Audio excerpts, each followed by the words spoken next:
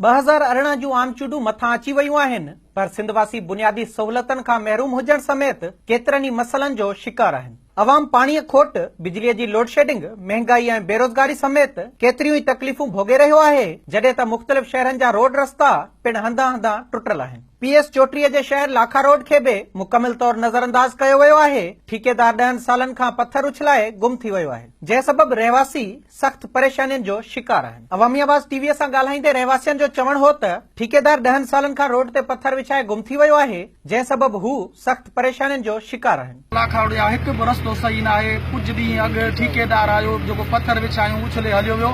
हींअर अहिड़ी हालत आहे जो माण्हुनि जो गरीबनि जो हलण घुमण बेज़ार आहे। लाखा रोड जे शहर जी हालत जेका आहे तमामु बदतर आहे। रस्ता रोड को बि सही न आहिनि। 15 सालनि खां वठी सदाई डटा ॾींदा था अचनि, हाणे बि पत्थर ॿ चकर विछराए विया आहिनि। खॾा खूबा आहे, ॾिसो था हालत कहिड़ी हालत लॻी पई आहे। लाखा रोड शहर सां हर शहर लॻो पियो आहे। तव्हांजे साम्हूं ॾिसो था पत्थर किरियो पियो आहे ऐं मंडी जी हे हालत आहे जेको बच्चा ॿार जेको बि वञे थो तो किरंदो वञे थो, को बि तदारक करण वारो न आहे। असांजे लाखा रोड शहर जो रस्तो आहे, हिन में पत्थर ई पत्थर विछाया। ठेकेदार हाणे अचनि ई कोन था। दुकानदारनि खे आवाम खे वॾी तकलीफ़ आहे। ठेकेदार पत्थर उछली वियो आहे, कमु करणु नथो अचे। दुकानदारनि खे ॾाढी तकलीफ़ आहे। शहर जो फाटक खां वठी पेट्रोल पंप खां वठी फाटक तक असांजो रोड न ठहियो वियो आहे।